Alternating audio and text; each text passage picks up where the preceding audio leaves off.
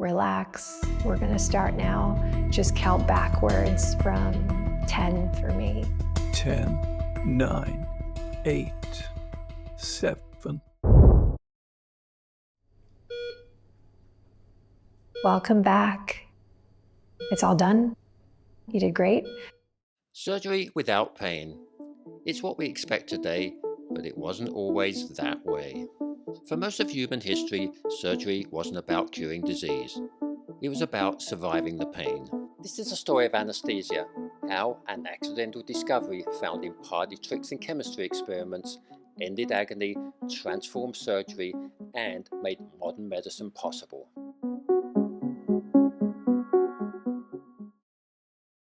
An operating room in the early 1800s was a brutal place. There was no anesthesia, no sterile environment, and no monitoring equipment. Patients were awake, and they knew exactly what was about to happen. A surgeon's skill was measured in speed, not precision. The faster the amputation, the better the chance a patient survived. This was a world before anesthesia, where pain set the limits of what doctors could do. Pain relief was not discovered in a hospital. It was discovered at parties. In the late 1790s, English chemist Humphrey Davy experimented with nitrous oxide. He demonstrated it at public lectures and soon at private house parties. Guests inhaled the gas, they laughed, they staggered. Sometimes they fell, and when they did, they didn't feel a thing. Davy took notice. In 1800, he wrote, "The gas dulled the pain and might be useful during surgery." And that was that for another 3 decades. Then another gas became popular, ether. By the 1830s and early 1840s, ether frolics spread throughout Britain and the United States. Partygoers inhaled, they crashed into furniture, and again, injuries without reaction, cuts without flinching. The answer to painless surgery was already there, but many surgeons hesitated. Pain, they argued, was natural, necessary, even virtuous. Removing it felt dangerous, even immoral. And then, in 1846, someone finally dared to try. On October 16, 1846, an operating theatre at the Massachusetts General Hospital filled with onlookers. The characters were all assembled. At the centre stood a dentist, William T.G. Morton, with his glass inhaler of ether. The patient, Edward Gilbert Abbott, breathed it in, and the surgeon, John Collins Warren, would make the incision. The patient lay still, no scream, no struggle. When the surgery ended, Abbott awakened. For the first time, pain had been separated from surgery, and surgery could slow down and become more precise. What happened in Boston was impossible to ignore. News of ether spread quickly. In 1847, a physician in Edinburgh, James Young Simpson, thought that if pain could be removed from surgery, why not childbirth? Childbirth had long belonged to midwives. Male physicians rarely attended, and when they did, it was controversial. But Simpson had studied obstetrics, a rarity among male physicians at the time, and what he saw was prolonged, relentless suffering. Unlike surgery, childbirth was not over in minutes. It could go on for hours.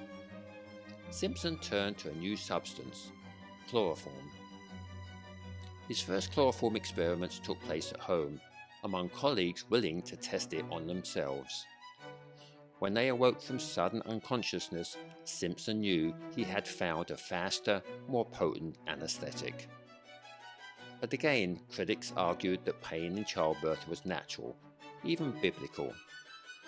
Then, in 1853, he got a very influential ally. Queen Victoria used chloroform during childbirth. If pain relief had been immoral, the Queen of England would never have used it. Anesthetic had now become respectable, but no one actually knew how close they were to not waking up. Anesthesia spread rapidly, but so did deaths. Dosages were guessed. Monitoring was non-existent. Some patients never woke up. Doctors argued. Was the risk worth it? Was suffering necessary? Chloroform proved especially dangerous. But patients demanded anesthesia. Once pain could be avoided, no one wanted to return to the knife awake. Over time, anesthesia changed. It stopped being a clever party trick and became a science. Doctors learned that anesthesia was not about making someone unconscious, it was about keeping them alive while they were. Anesthesiologists began to manage the body's most fragile systems, moment by moment. Heart rhythm, temperature, oxygen levels. They controlled how deeply a patient slept and how safely they returned. Too little anesthesia and pain broke through. Too much and breathing could stop. New techniques emerged: local anesthesia to numb a single area, regional blocks to silence entire limbs, and spinal anesthesia to interrupt pain at its source. Surgery could now last longer, go deeper, attempt what had once been impossible. The anesthesiologist was no longer an assistant in the room. They were the constant presence at the patient's side, watching, adjusting, anticipating. While surgeons focused on the operation, anesthesiologists guarded the invisible line between unconsciousness and death.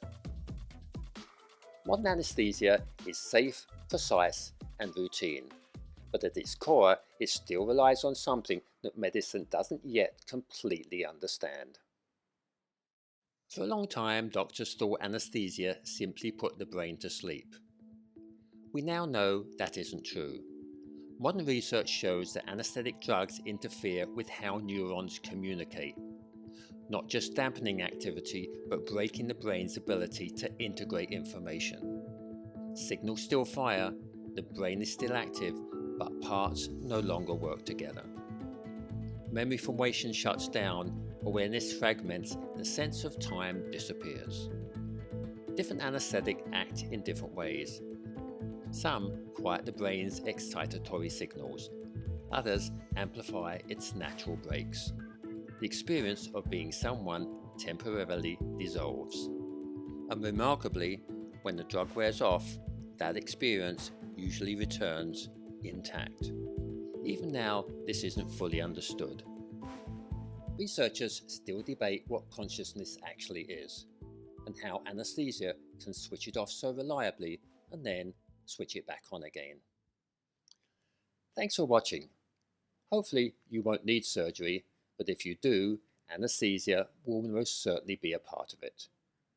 If you like this type of content, please subscribe, like, comment, and share, not necessarily in that order. Stay curious, and I'll see you in the next episode of How the World Was Changed.